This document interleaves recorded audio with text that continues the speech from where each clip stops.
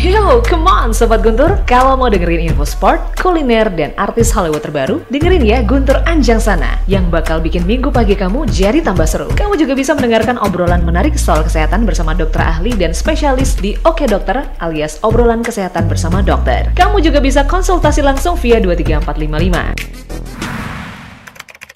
Sebelum kalian menyaksikan video ini, silakan tekan tombol subscribe dan aktifkan lonceng notifikasinya agar tidak ketinggalan info menarik lainnya. Selamat pagi Sobat Guntur FM, bertemu kembali bersama saya Tami Krisna. Dan seperti kata rekan Syanti tadi Sobat Guntur, di ajang kali ini, Anjang Sana ya, kita ketemuan lagi sama Oke Dok, obrolan kesehatan bersama dokter dari jam 8 sampai dengan kelar nanti di jam 9 on time. Satu narasumber yang sudah kita datangkan Sobat Guntur, dan kita akan bertanya-tanya lebih lanjut mengenai topik kita pada pagi hari ini, mioma uteri ya. Sudah pasti ketahuan sekali siapa narasumbernya Sobat Guntur. Selamat pagi, kami ucapkan untuk Dokter Ketut Putra Sedana. Selamat pagi Dok. Selamat pagi Dek Tami. Mungkin di luar sana pada bertanya-tanya ya, siapa ini Dokter Ketut Putra Sedana? Dokter Caput.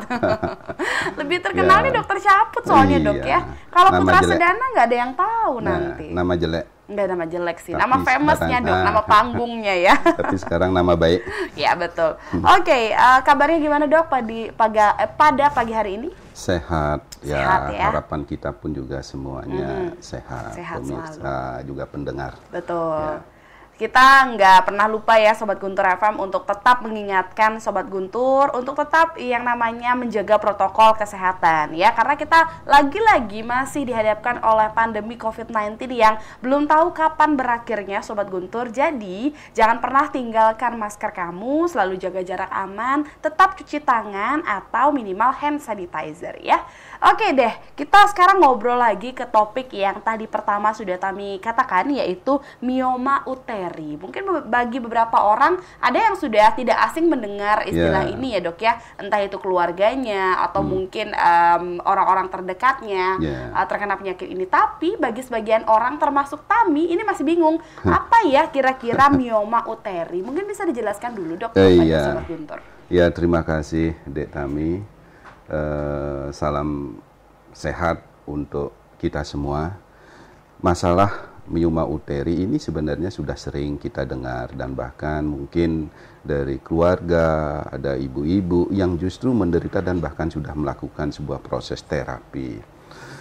Tetapi jelas bagaimana mioma uteri itu sendiri, kemudian bagaimana terjadinya mioma uteri sendiri, bagaimana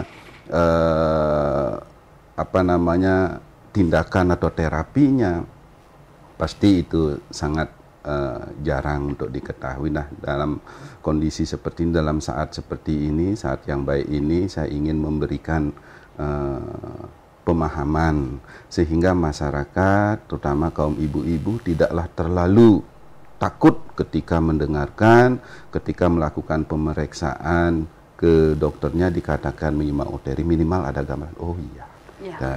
Nah, mioma uteri ini adalah, kalau dibilang di bahasa awamnya adalah tumor jinak.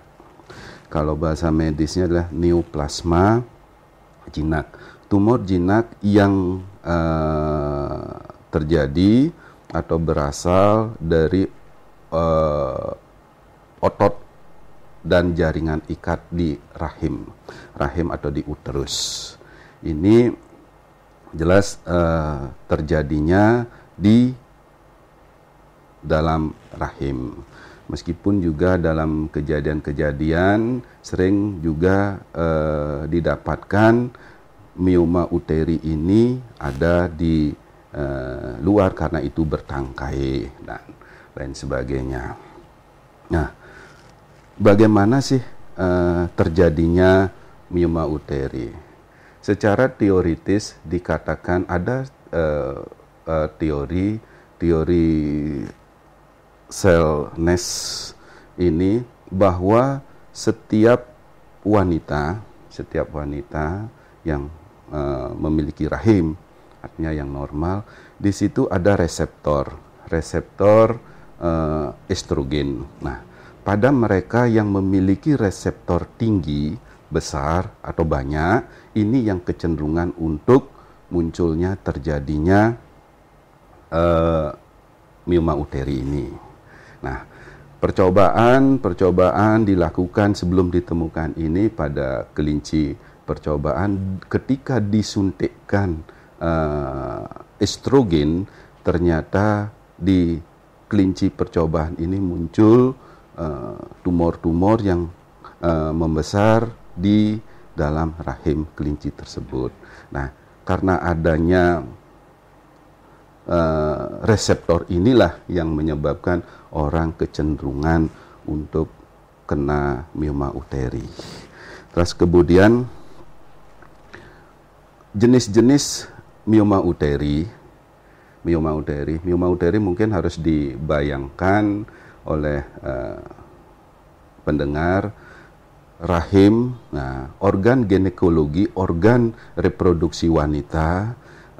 Pertama ada yang namanya rahim, uterus. Yang kedua ada yang namanya ovarium, yang dihubungkan dengan rahim oleh saluran atau tuba falopii. Kemudian rahim yang menuju ke vagina ada mulut rahim, kemudian dinding vagina dan keluar. Nah, ini jelas dari anatomi. Saya pun juga yakin meskipun wanita yang membawa organ kewanitaannya belum tentu tahu, tidak tahu mana itu ovarium, mana itu uterus ya. Nah, dari sini saya kasih gambaran bahwa penyakit ini ada di dalam rahim, mengenai rahim tersebut. Di rahim inilah yang sumber dari mioma uteri ini karena adanya reseptor itu. Jenis-jenis mioma uteri ini ada mioma yang istilahnya submukosa, kemudian miom intramural dan subserosa. Nah, apa sih ini? Mioma submukosa adalah mioma yang keluar dari dinding mukosa rahim, ya, itu lapisan paling dalam yang ada di saluran rahimnya, dan sering ini terus membesar keluar ke jalan lahir ke vaginanya, itu sebagai mioma gebut. Jadi mioma gebut itu keluar sampai. Kemudian ada yang namanya mioma intramural. Intramural itu di dalam korpus atau di dalam badan dari rahim itu. Rahim ini membesar di dalam korpus uterinya. Kemudian ada yang subserosa. Subserosa itu keluar dari dinding rahim yang bisa membesar ke arah kemana pembesarannya di dalam perut. Jadi bisa keluar lewat vagina, itu namanya mioma gebut atau submukosa.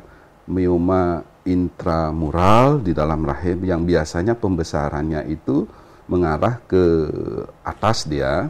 Kemudian yang subserosa bisa ke kanan, bisa ke kiri, tergantung arah daripada pembesaran rahim, karena itu keluar dia. Dan mioma yang paling sering terjadi adalah mioma intramural.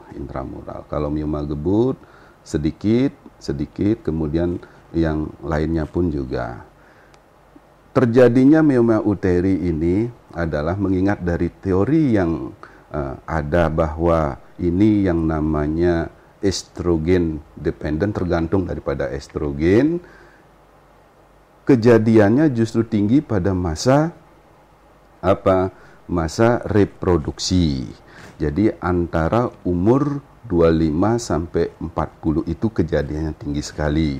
Di bawah 20 tahun rendah bahkan tidak ada. Saya belum pernah mendapatkan pasien di bawah 20, apalagi di bawah 17 yang menderita miom. Ya, karena ini sangat berhubungan dengan apa? Dengan reseptor estrogen itu. Dan juga kejadiannya sangat jarang pada yang sudah menopause. Justru pada miom ketika menginjak usia menopause bisa mengecil dia. Bisa mengecil dan akhirnya hilang. Dan yang harus dicurigai ketika ada miom pada mereka yang sudah menopause, ini yang biasanya mengarah ke degenerasi ganas. Ini ada ibu-ibu yang sudah sebenarnya menopause, kita periksa kok ada penjualan ini, dicek, oh miom, ini kita curigai sebagai degenerasi ganas, sarkoma ya, istilahnya miom yang berubah ke degenerasi ganas, menjadi ganas, dan ini jelas penanganannya beda. Kejadian-kejadian yang terjadi di kita dikatakan bahwa mioma uteri ini adalah bagian daripada penyakit tumor pada wanita yang terjadinya lumayan sampai juga antara 25 sampai 50% dari keseluruhan. Dan untuk penyakit ini, dominan penyakit mioma uteri ini bukan penyakit yang ganas, tapi bisa terjadi degenerasi ganas dan itu sangat kecil sekali. Dan juga pada mioma uteri ya, pada mioma uteri sering kita temukan pada saat mereka melakukan pemeriksaan yang tidak disengaja. Dia tidak merasa karena memang keluhannya, ya, keluhan pada mereka, keluhan-keluhan yang terjadi pada orang dengan mioma uteri sering tidak begitu berat atau besar keluhannya. Ini keluhan yang sering terjadi hanya gangguan menstruasi. Misalnya menorrhagia, jadi haid yang banyak, haid yang berlebihan, kemudian polimenore sering sekali datang bulannya muncul. Belum ada 1 bulan sudah muncul haid lagi, ya. Kemudian metrorrhagia itu bercak-bercak seperti flek, tapi terus. Tanda-tanda ini sering menyebabkan para ibu-ibu atau wanita melakukan pemeriksaan dan kita temukan adanya miom. Juga gejala-gejala yang lain yang akibat atau diakibatkan oleh pembesaran daripada rahim itu sendiri yang menyebabkan terjadinya penekanan.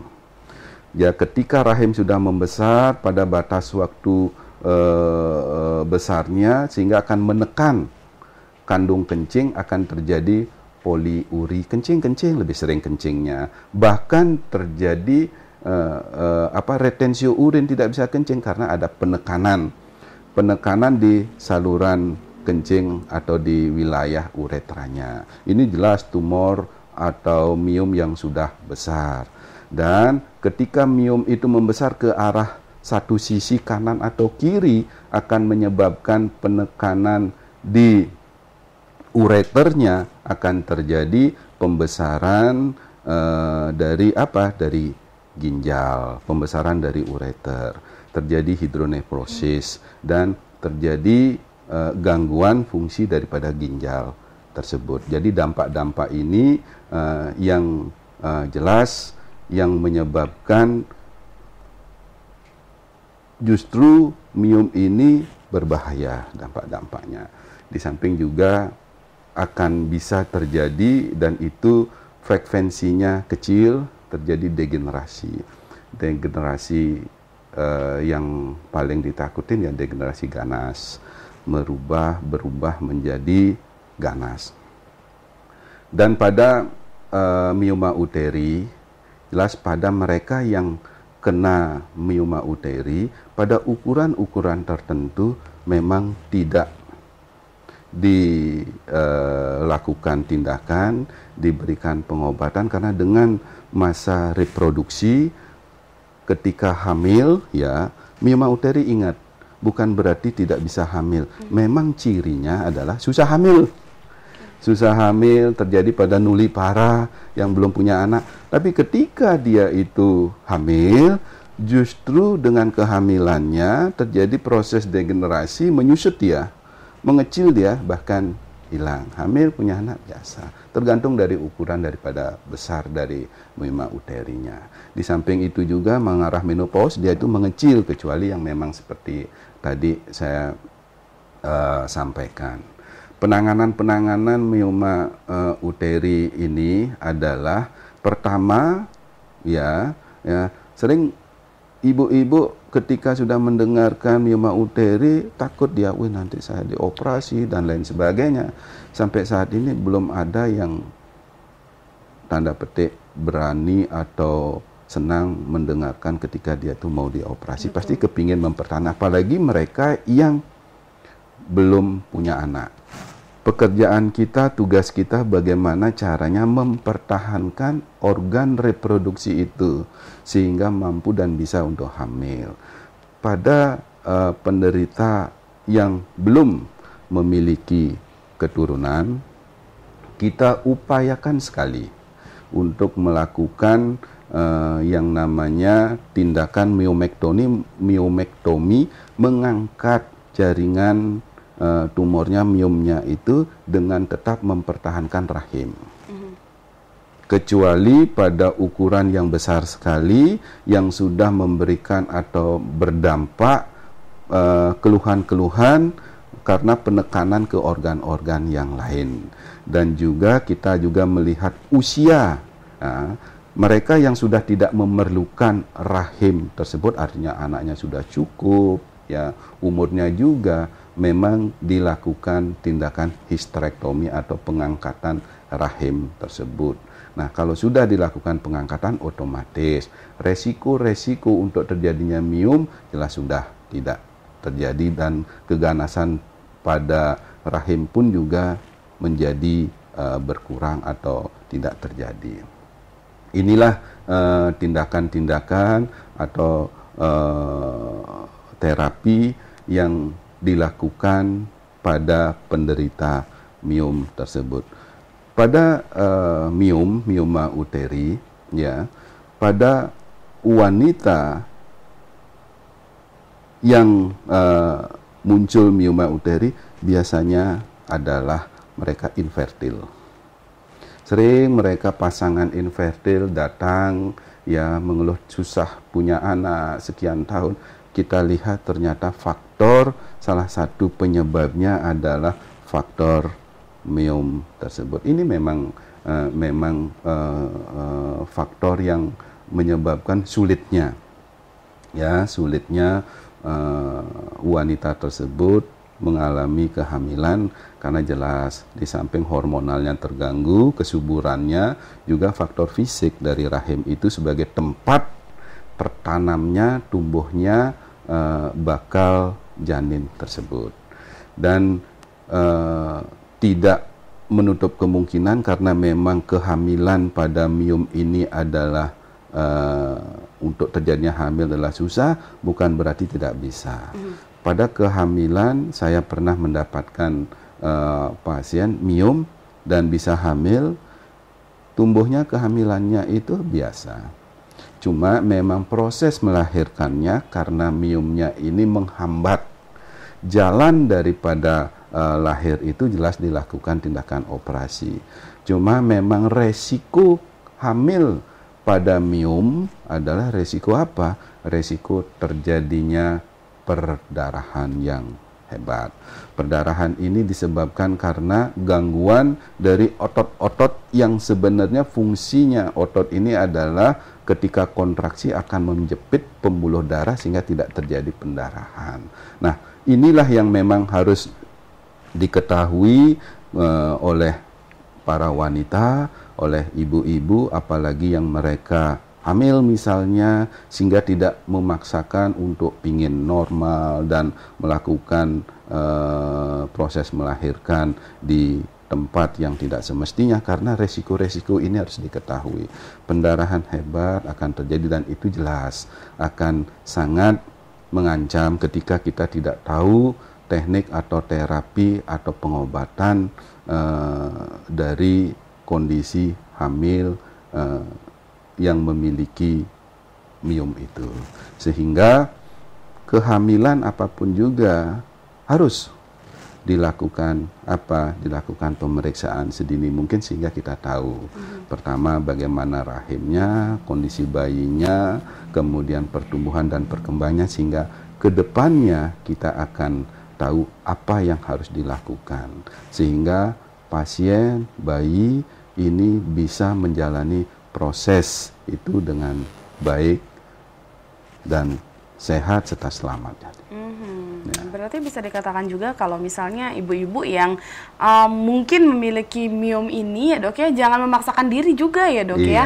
Banyak di antara kita mungkin yang berpikir, aduh kalau normal lebih afdol rasanya ya. Padahal ada beberapa faktor yang pastinya sudah harus dikonsultasikan dulu gitu kan sama ahlinya ya dok ya. Dan dokter kandungan pasti akan memberikan yang terbaik. Entah itu untuk si anak ataupun untuk si ibu. Oke dok, tidak terasa dok ya, 30 menit sudah kita berbincang mengenai topik yaitu mioma uteri Sobat Guntur FM. Jika nanti Sobat Guntur memiliki pertanyaan tentang hal ini, boleh ya nanti bergabung barengan sama kita di sini 23455. Tapi nanti Sobat Guntur setelah beberapa iklan yang akan lewat berikut ini.